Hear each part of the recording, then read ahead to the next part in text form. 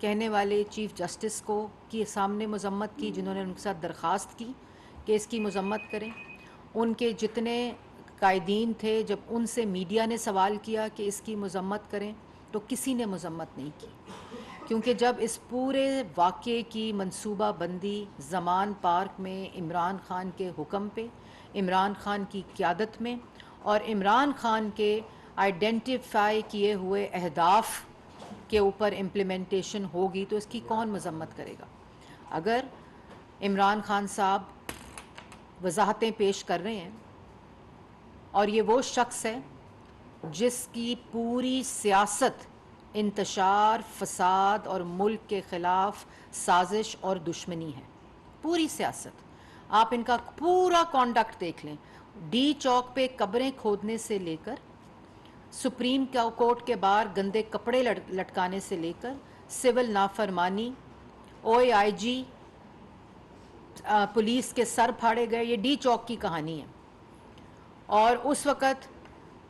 اگر اس کو سزا مل جاتی، پاکستان ٹیلی ویژن کے اوپر حملہ، جس کے بعد شاباش دی جا رہی ہے کہ ہمارے کارکن پی ٹی وی پہنچ گئے جو آج اس ملک کا صدر پاکستان ہے، ان کی آڈیو کے اندر عمران خان صاحب اور وہ گفتگو کر رہے ہیں کہ مبارک ہو، ہم نے پی ٹی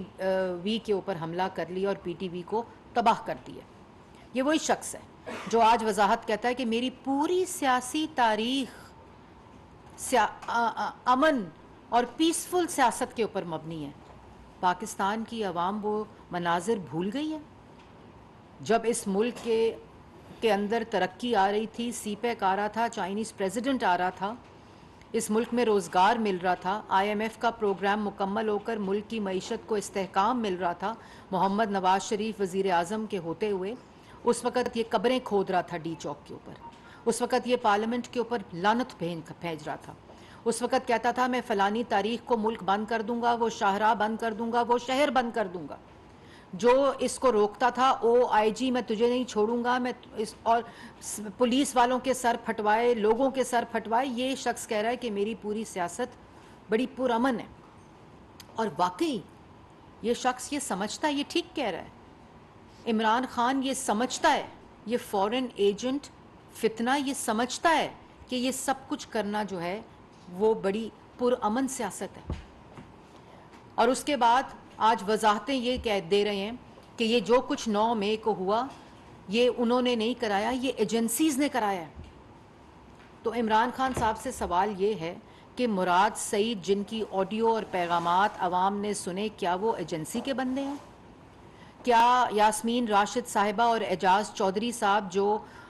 مختلف تنصیبات پر، سینسٹیو تنصیبات پر، امارات پر حملے کی ہدایت دے رہی تھیں، پیٹرول بمز کی ہدایت دے رہی تھیں، پولیس والوں کے سر پھاڑنے کے ہدایات جاری کی جا رہی تھیں، کیا وہ ایجنسی کے بندے ہیں؟ کیا جو آپ کے تمام قیادر، ticket holders, M P As اور ٹکٹ اپلیکنٹس جو ہیں، اور آپ کی جو ٹائیگر فورس جس کو بطور وزیر اعظم آپ نے بیج لگا کر تیار کیا، وہ سب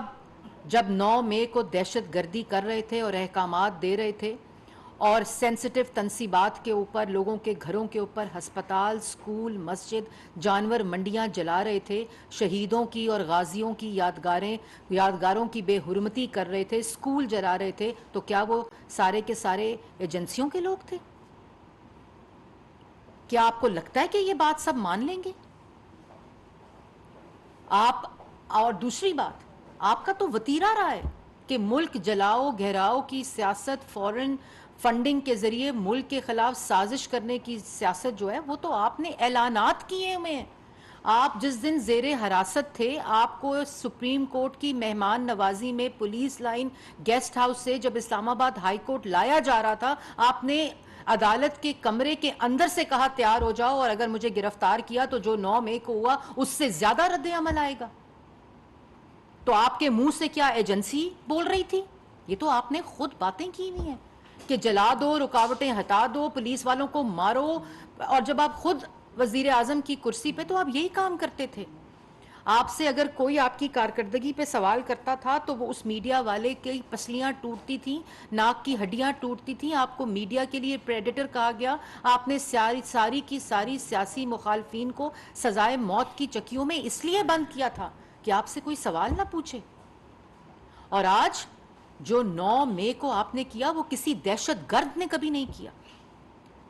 ایک دہشت گرد نے جی ایچ کیو پر حملہ کیا تھا اور دوسرے دہشت گرد نے 9 مئی کو جی ایچ کیو پر حملہ کروایا اور حملہ ہوا۔ یہ پاکستان کی عوام جان چکی ہے۔